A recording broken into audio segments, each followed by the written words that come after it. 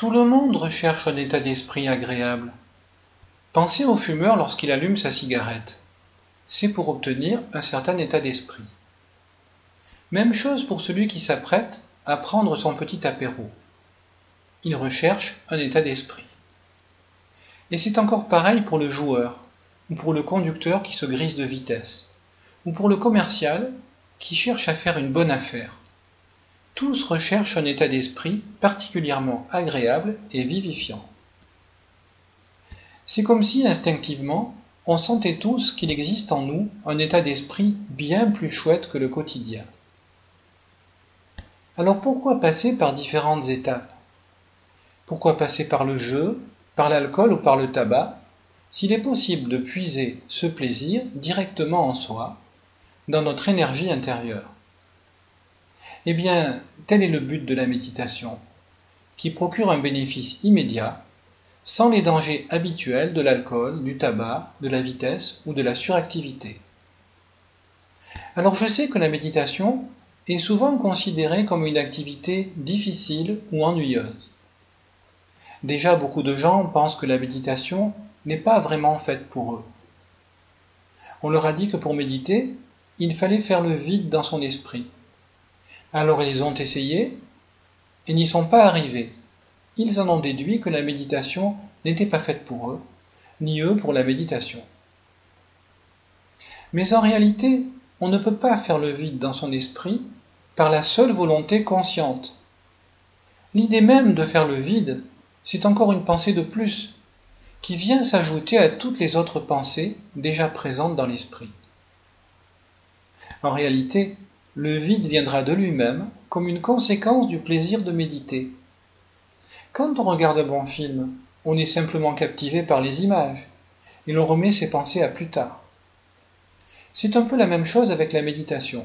Il faut d'abord trouver le plaisir. D'autres personnes pensent que la méditation doit certainement être une activité ennuyeuse, parce qu'on leur a dit qu'il fallait se mettre dans la position du lotus, ou réciter des mantras pendant des heures, ou bien fixer une bougie sans rien dire.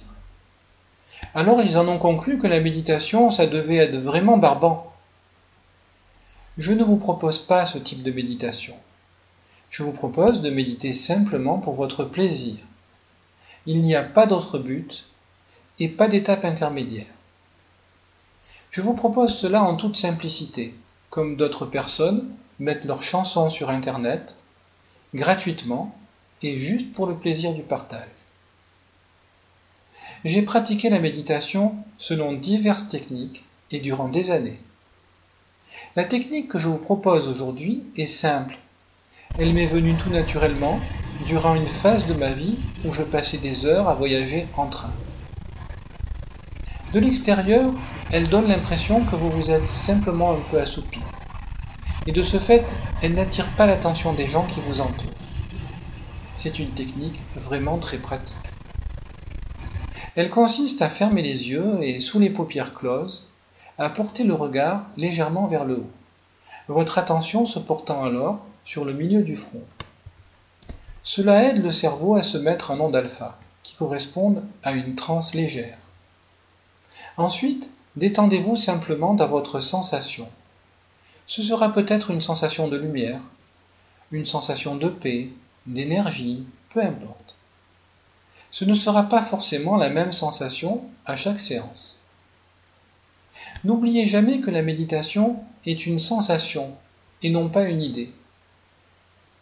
Comme les idées et les sensations appartiennent à deux domaines radicalement différents, il est clair qu'aucune idée ne peut vous aider à atteindre le plaisir de méditer, ni vous en interdire formellement l'accès. C'est pourquoi le mieux à faire est de focaliser votre attention sur vos sensations, sans prêter une attention particulière aux idées qui pourraient survenir. Cette technique est expliquée plus en détail dans une autre vidéo intitulée « Comment faire pour méditer ». Méditez, trouvez du plaisir, reposez-vous simplement sur vos sensations.